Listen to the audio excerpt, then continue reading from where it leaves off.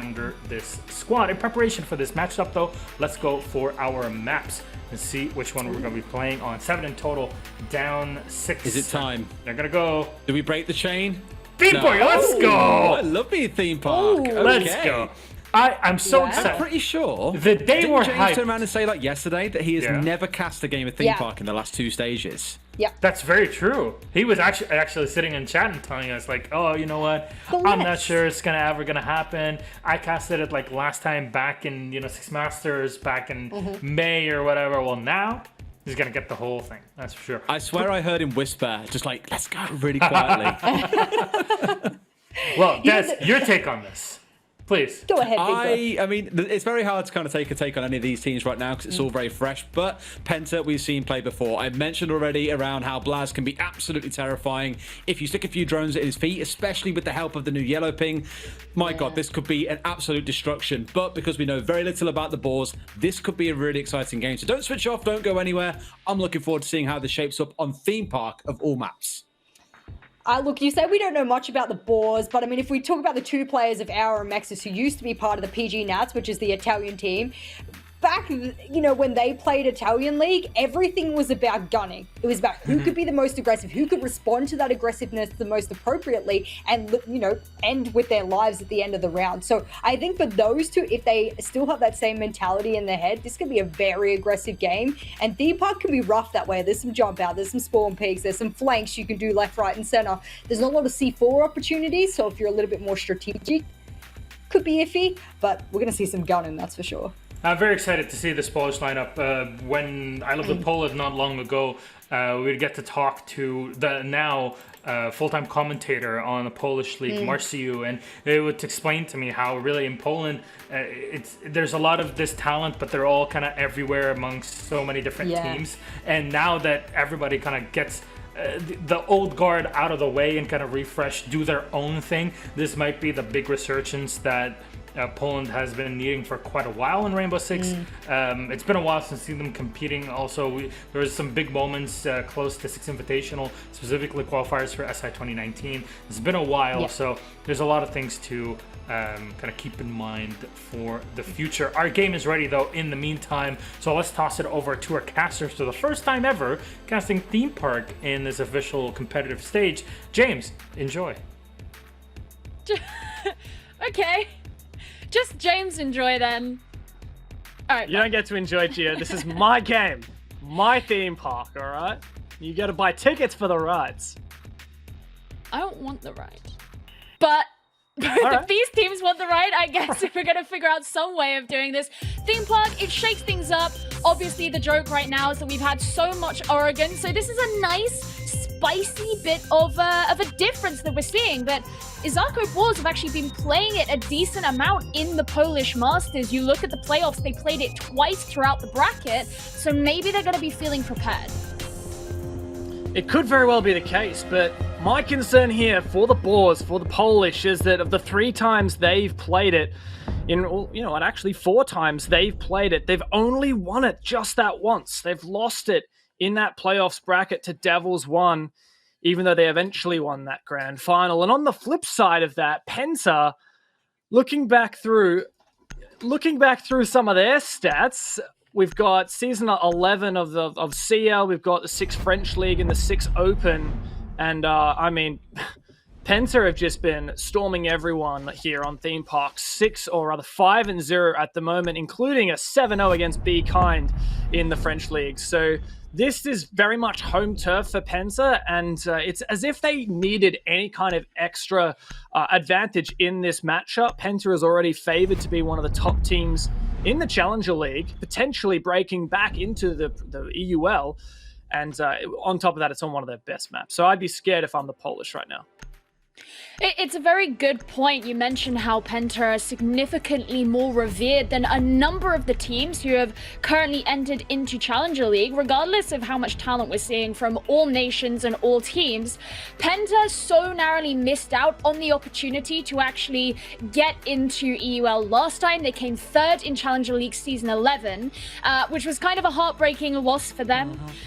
So everything was very close. They went 7, 3, and 4. That was their win, draw, loss, I guess. And yeah, you're right. So this is, I think, going to be an uphill battle for Izako. Yeah, and talking about Penta a minute, like you said, their run through CL, they looked pretty good. And then final Playday against Sisu, one of the worst teams, one of the teams that hadn't been performing so well in the league, I should say. And they did choke against them. And they got a draw and a loss, and that really set them back. And that basically kept Penta out of the EUL. Otherwise, we would have been casting them last stage and, of course, this stage, Geo.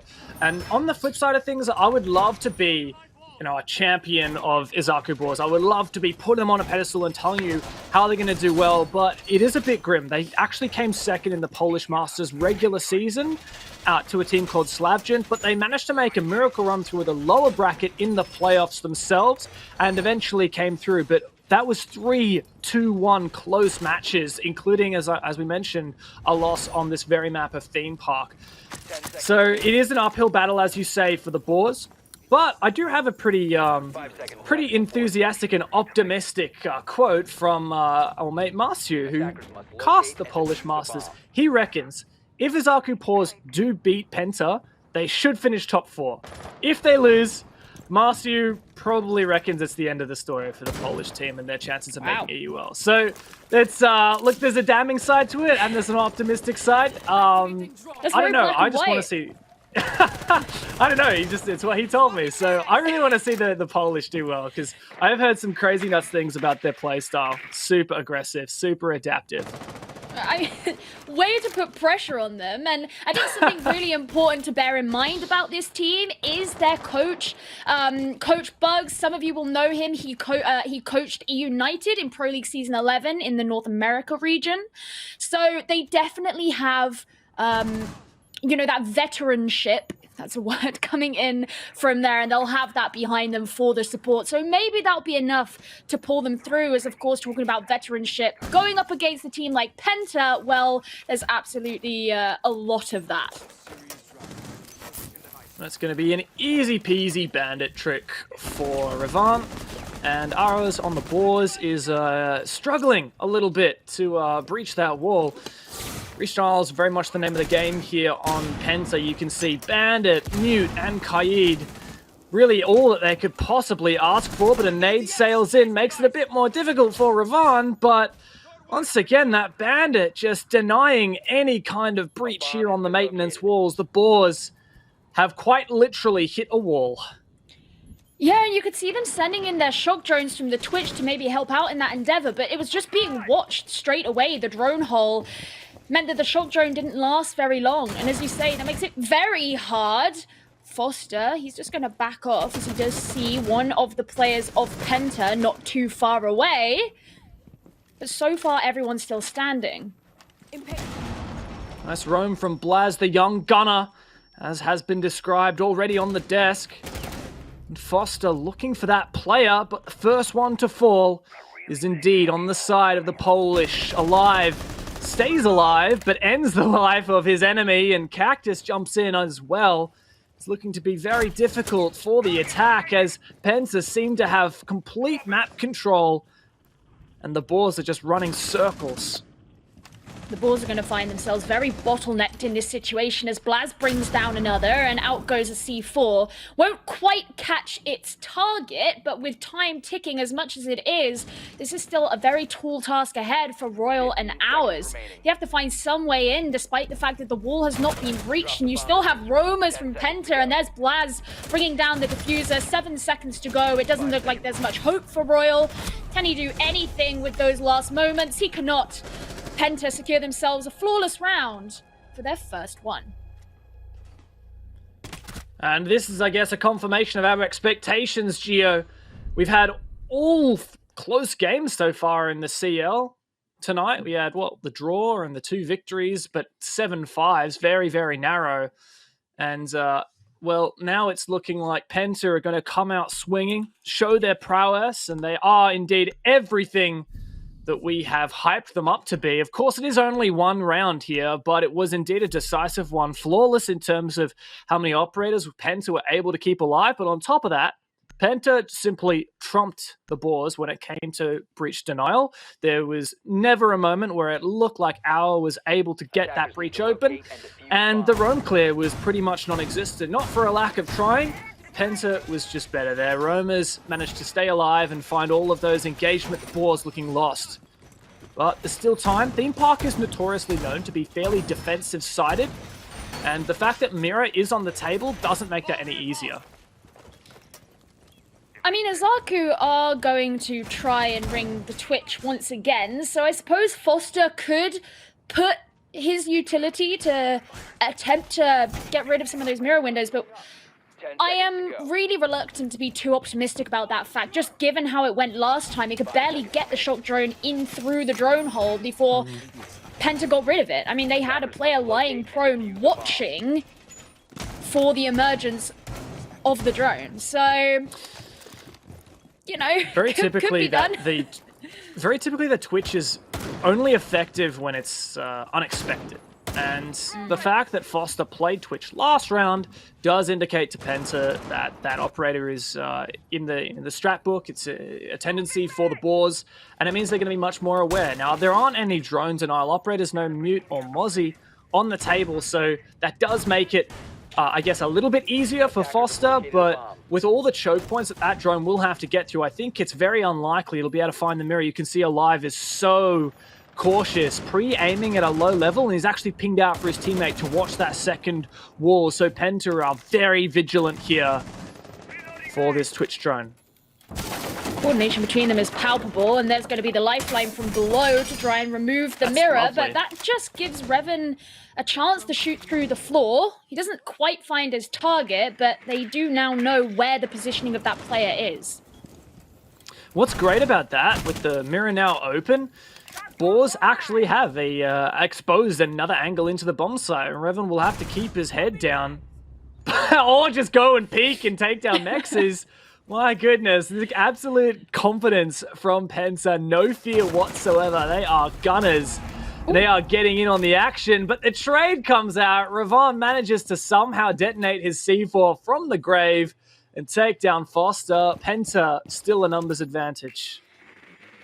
A numbers advantage, but Izako are starting to look like they might have a bit more teeth, or maybe that, you know, they're growing in their milk teeth and eventually they'll fall out and they'll grow their regular teeth, but Alive says, no, I can bite harder than you can.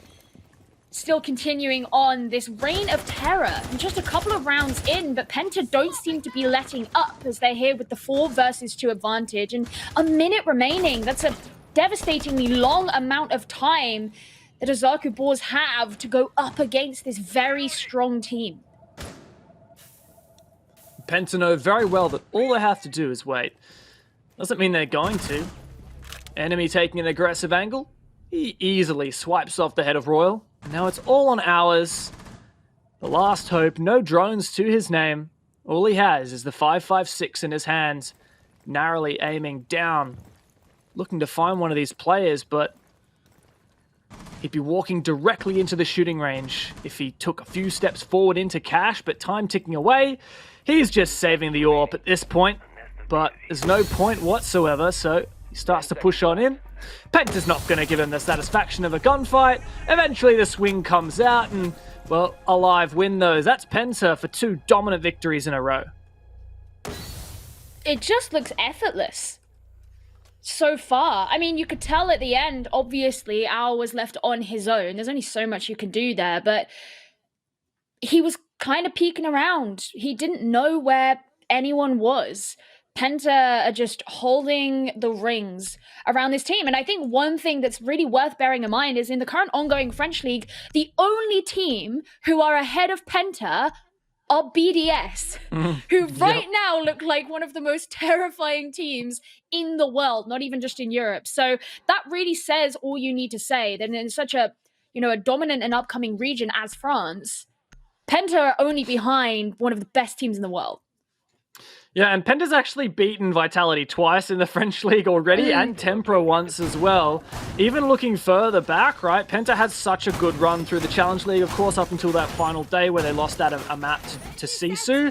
But Penta was dealing with strong teams like Salamander, Lowland Lions, even the former Secret roster, which was so well touted at the time. Penta was even taking maps off of Tempra at the time when they were known as Izzadream, which was one of the strongest teams in that league. And, well, Penta, I feel like they've got more experience, and I hate to just use that as a cop-out, but Penta are the experienced team here. Individually, every one of their players is highly skilled. They're practicing regularly against the best competition that Europe has to offer. And I think Boars may be a little bit out of their depth. I think it's also, of course, worth noting that this roster have been together for such a while now, and it's definitely no secret that in Siege, in the lower tiers, tier 2, down to tier 3 and tier 4, a lot of teams like to make roster swaps relatively frequently, and so the fact that they have committed to staying together, they have worked on everything they have, despite receiving the disappointment of not making it into EUL, all that does is it strengthens the mesh that you have between the team and everything that you can do against your opponents. I think it tells you a lot about a roster that has the confidence to stick together. It's not like Penta have been hitting their heads against the wall, refusing to make roster changes out of stubbornness despite being behind the curb and losing games. No, Penta have been a really good team, consistent, with just some very, very minor slip-ups here or there. And sometimes it just is that you lose one game on your final day of CL, and that locks you out of EUL for the next few months. And now Penta, this is their chance to redeem themselves. And I know it's very early to call it, Gio, but I wouldn't be surprised if Penta come out of this game at a 7-0, 7-1, something of a similar fashion. I don't know what you're talking about. We've had a lot of draws so far. This is going all the way. We have. I mean, this is very much unprecedented if Penta can take a dominant victory here, of course, with all the close games we've seen so far, but the Boars have got their work cut out for them. To just deep dive into what's happening at the moment, the Boars have taken to the top east side of the map as Penta decided not to extend. They've just fortified positions on the bomb site, and with Thatcher and Maverick banned, there is effectively no way for the Boars to clear the wall denial utility that Penta has brought to the table, particularly on that wall into Dorms for initiation. I believe Nexus is trying to use an Ash charge on it, but I don't think that's going to get the claw. I believe it must have got chewed up by something. I couldn't even tell, but this is going to end up being a final from the Boars if they can't get this wall open.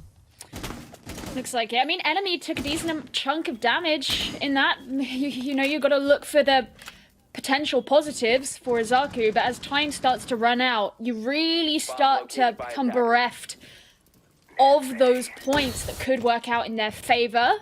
A C4 being prepared by Revan, but I'm not even sure he's going to need to use it, as Izako just run around trying to decide what it is they're going to do. It looks like they're changing their angle of attack to jump down into the yellow corridor, maybe?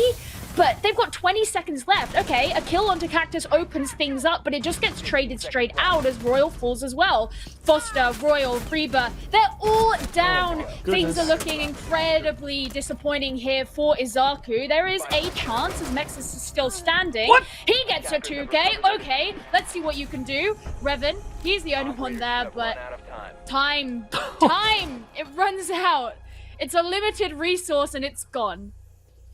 I actually cannot believe that, Gio. The fact that was a 5v5, like, Boars were completely stumped for how to take control and breach open. You can clearly see the plan was, all right, guys, let's breach this main wall of initiation onto the bomb site, and then we'll have an avenue. They were trying to support with the ace repelling on the windows of break, but the electric claws prevented him from opening up his wall as well.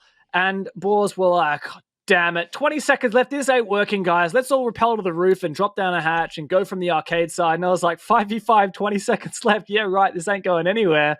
It comes down to a 1v1. That's, hey, I will say that's a good sign for the Boars. They were well and utterly defeated by Penta strategically, and they managed to pull that out of nothing. It's a very good, good sign for the gun skill that perhaps they could take into future rounds. But it was definitely one that was running on pure, solid adrenaline. You know, you really want to be judging things like that on when they have more control, because the problem is with those adrenaline fuel fights that you have at the end, they kind of can go either way, especially if you're taking a team very much by surprise. And so you're never going to necessarily be able to say, we can recreate this if we were in the same situation another time. So yeah, it's encouraging. They know how to shoot. That's cool. Mexus got the nice 2K at the end. Ran out of time, unfortunately, but I'm not convinced it's enough. Yep. I feel ya, but they're trying new things. I'll credit to them. Gia, instead of the Twitch, which was pretty much a non-factor, partly due to the presence of a mute in that previous round, they'll take the Kali, which is effectively the only wall denial counter that the attackers have to offer with that Maverick and Thatcher band. This is a really oppressive operator veto for the attack, and it does make me wonder whether it was the right move from Izako. Of course, they had seen Thatcher already banned by Penta. They were the ones who decided to double down and get rid of the Maverick as well. And it's clearly proving to be difficult for them. I don't think the Kali is going to make much difference as well, because while the Lance could clear any static batteries on the wall, Penta is simply bandit tricking it.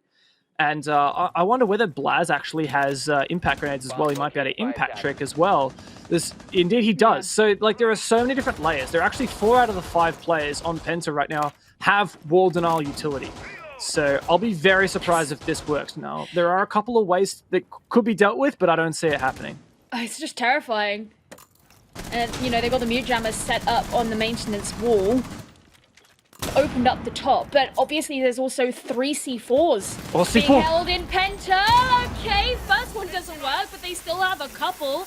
They got They it. managed to get the wall open. All right, you're one step further than you got before. Optimism back on the table. The careful trap is that opening throne from maintenance does not simply mean a win.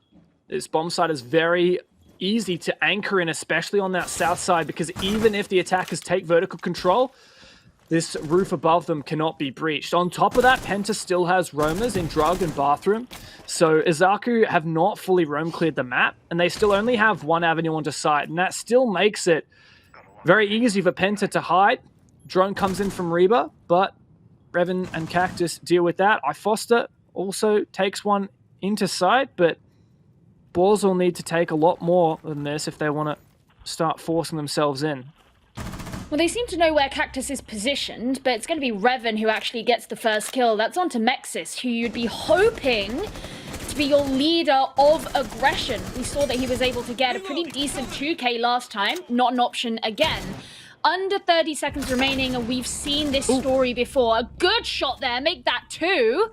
Revan and Cactus finding themselves falling, and suddenly Penta are on a man disadvantage for the first time, but evening things up. Alive gets traded out, and still the pressure is on. Royal and Foster, the only 2 remaining, and they have to go up against Blaz. Still holding on to both of his impact grenades, but they're going to go in for the plant. He gets taken straight out, and Izako, they get their first round on the board. Well, that's a nice way to do it. I feel like the Polish fans are hating me right now because of the lack of faith I had in the Boars just then.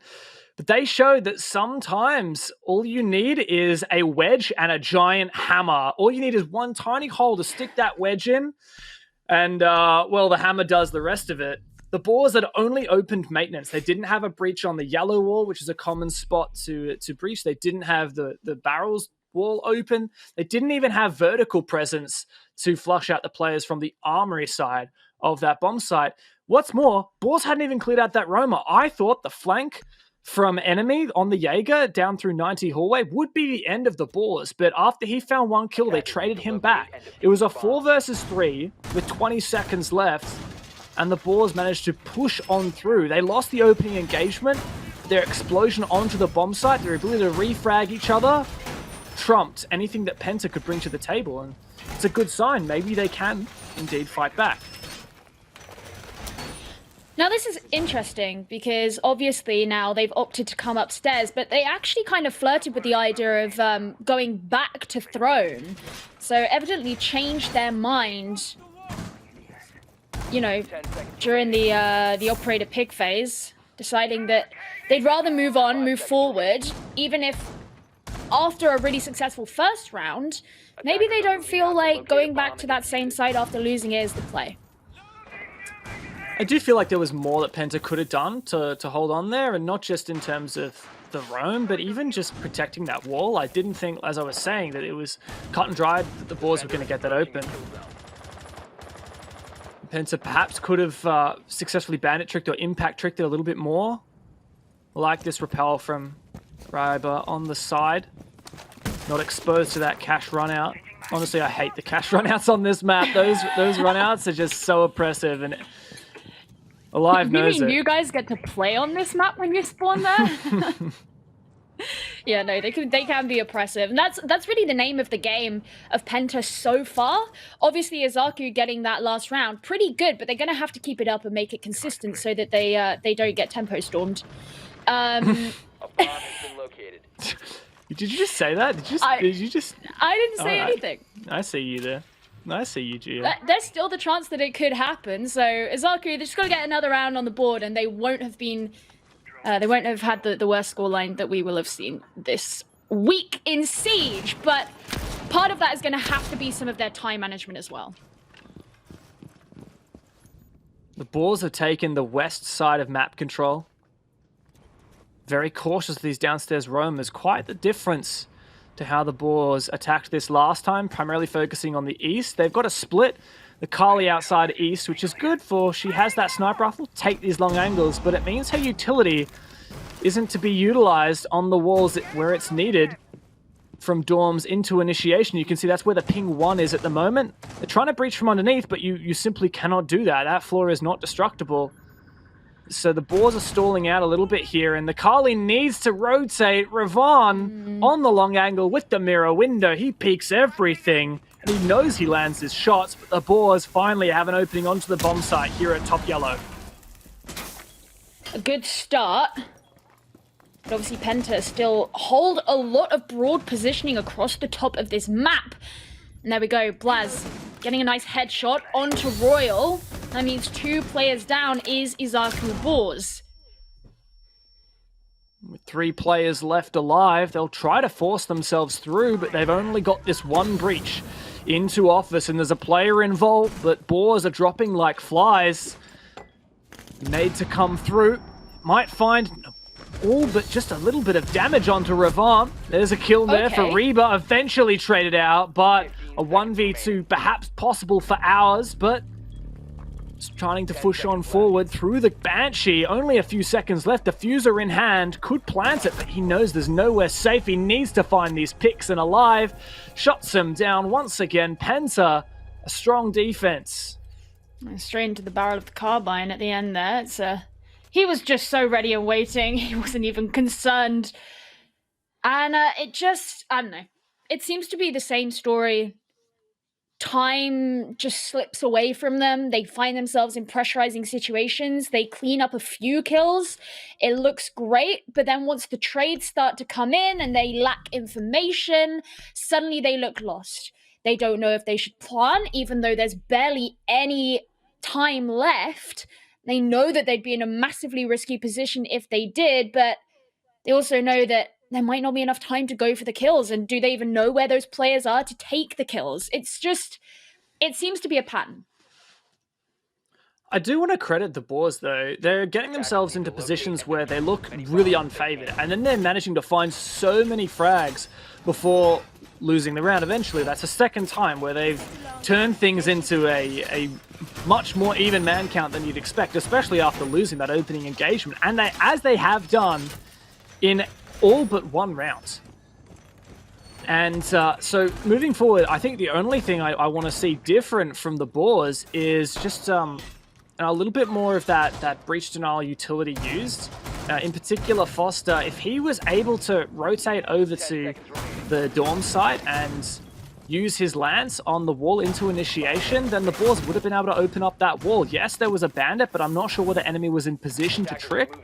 And had the Boars had at least more than one avenue onto the bomb site, I think that they definitely could have refragged that out. I think they've demonstrated they have the gun skills to make something out of being in a pinch, but they need more breaches open, and that's the struggle of dealing with this Maverick and Thatcher ban. You know, part of it makes you wonder how different we'd be seeing them playing if they did have different operator bans, because they qualified to get into Challenge League. They're certainly not a team who can't hang.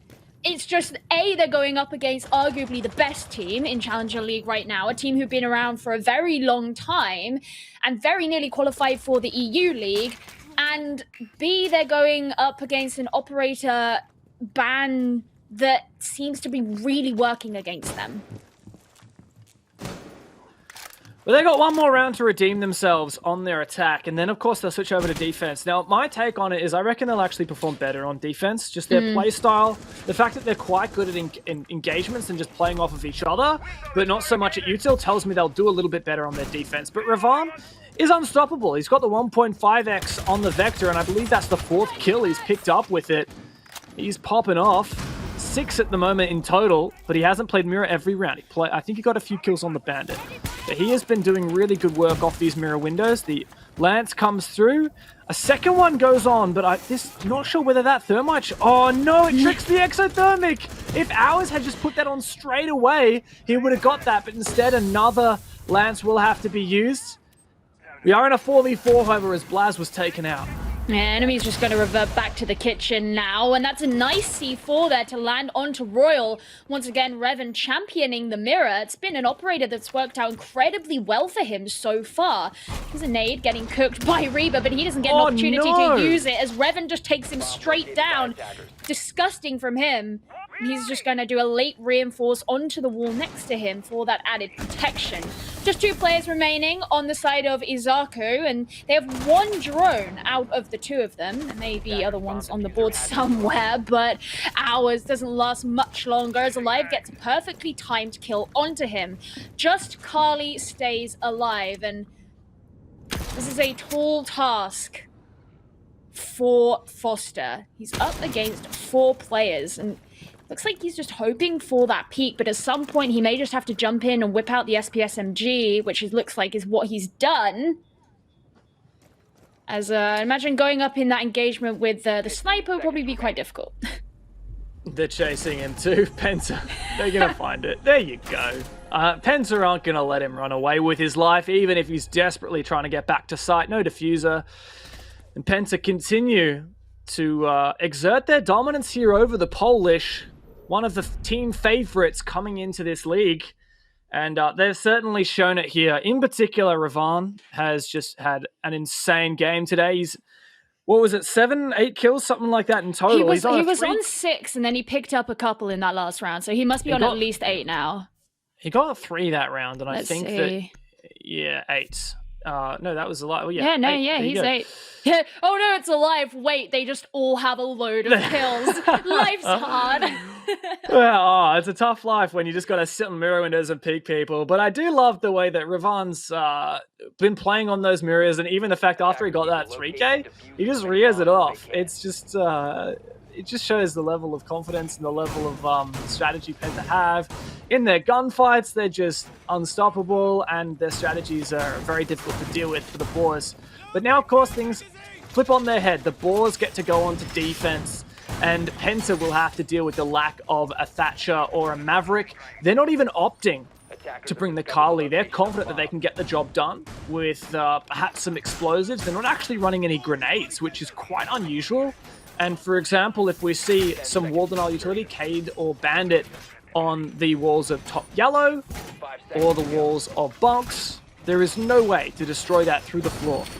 Attackers are heading out to defuse the bomb.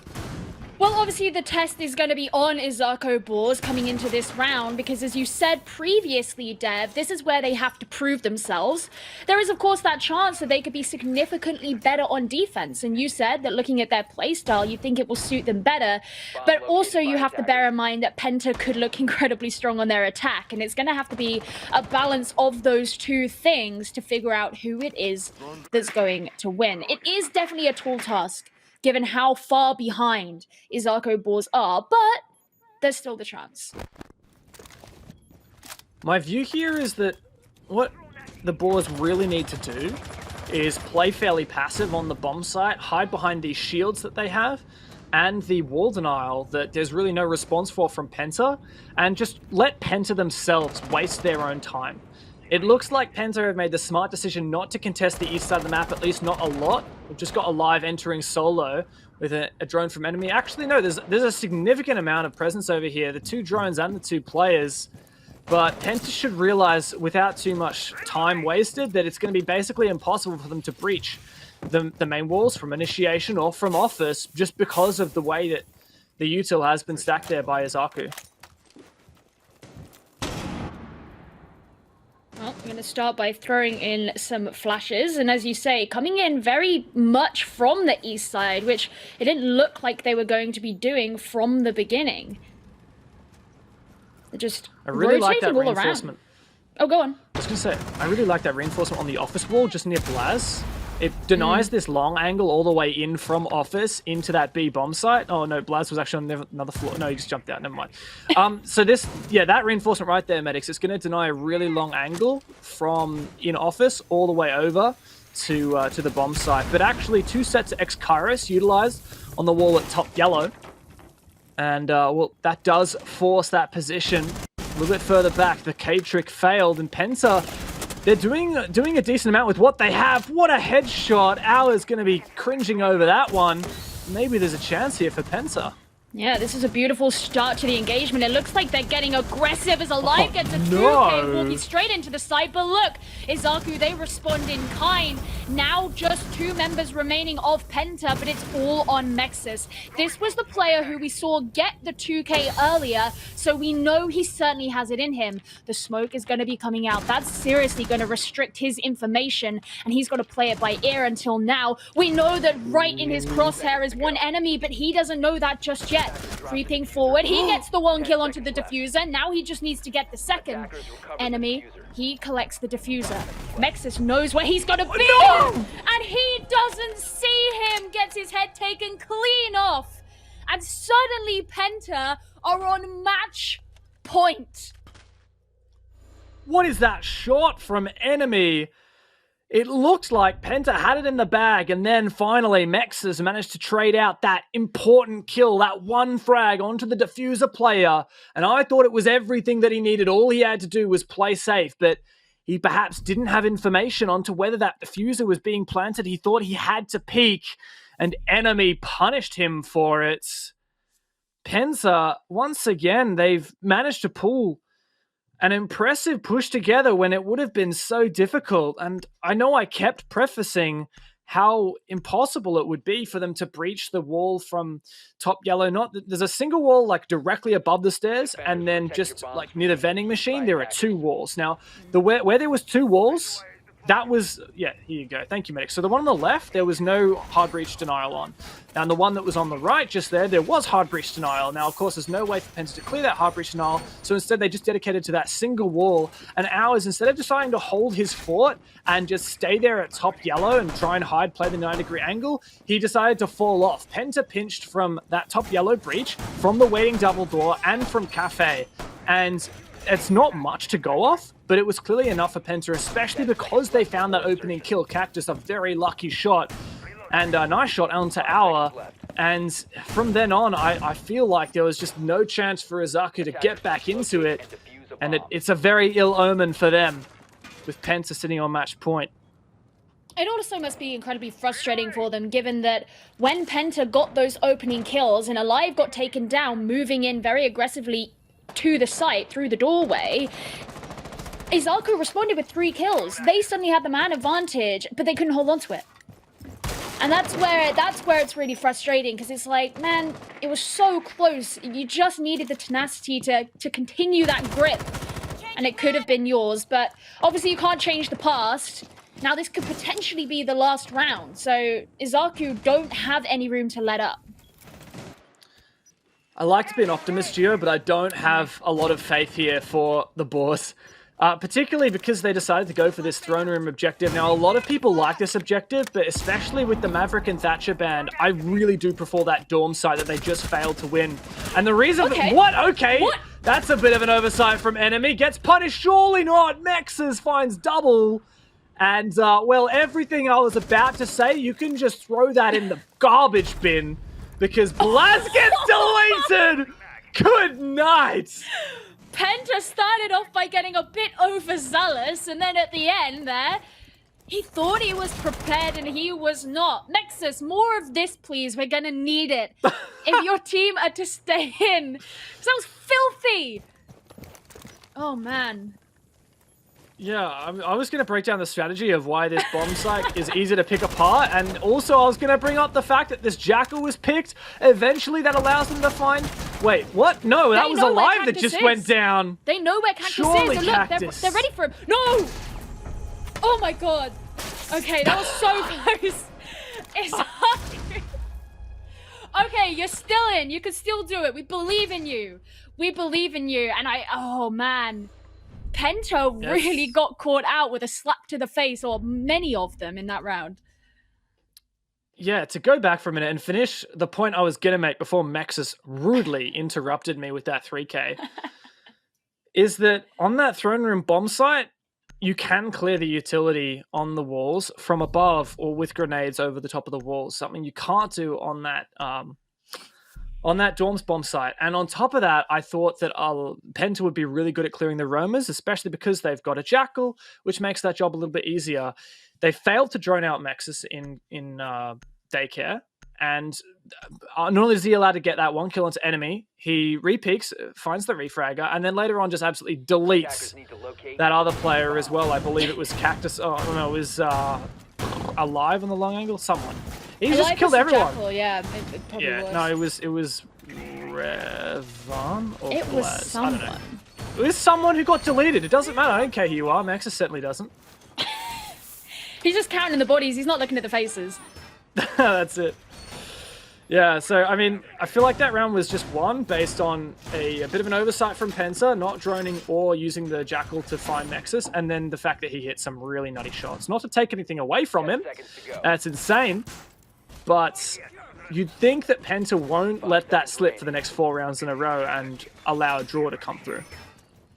What's also great is that we know that in the other call, Jess is going to have been sitting there going, yeah, Maxis, that's my boy! She'll be so proud. Yeah, no doubt. But, well, let's see. What's the play this time around, Penta? Are you going to be a bit more thorough with your drones? I expect so. You are going for a... well, this is the off-this initiation bomb site, so they're hitting the side of the map where the bomb site is, rather than going for a map control take. It is very difficult to clear any wall denial utility that's present on this bomb site, but guess what? The Boars have actually elected not to bring any. Instead, deciding to lean into the shields and lean into the mirror windows. In fact, it looks like the Boars are actually playing primarily from off-site. They've got mirror windows looking into both objectives from both dorms and the top yellow, where we saw mirror windows previously. The great thing about these is they can't be popped from below, but they are vulnerable to a push from the west side if Penta decides to take from arcade.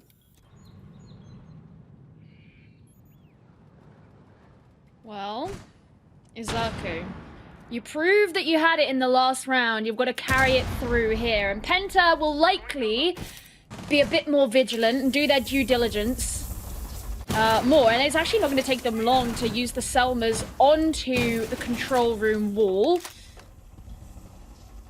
So that's very early control of that wall that's been taken, but as you mentioned, the placement of the mirror window means that they are still directly in the line of sight, in the line of fire of Izako. But there is this small area behind the shrine where Blaz can sneak through. If his teammate could get in here with the diffuser, he might be able to make it happen, but C4, if it rings true, it does not. Blaz finds him, gassed out now, but Reba's struggling to compose himself. Blaz going hell for leather, but he gets taken out. There's another, what? Revan kills everyone, including one of his teammates. A 2v2 now. Mexus has to come up huge in the 1v2 for the map. Can he do it? Oh, it's so close. He's pulled through before. We've seen it happen, but he's so low on health.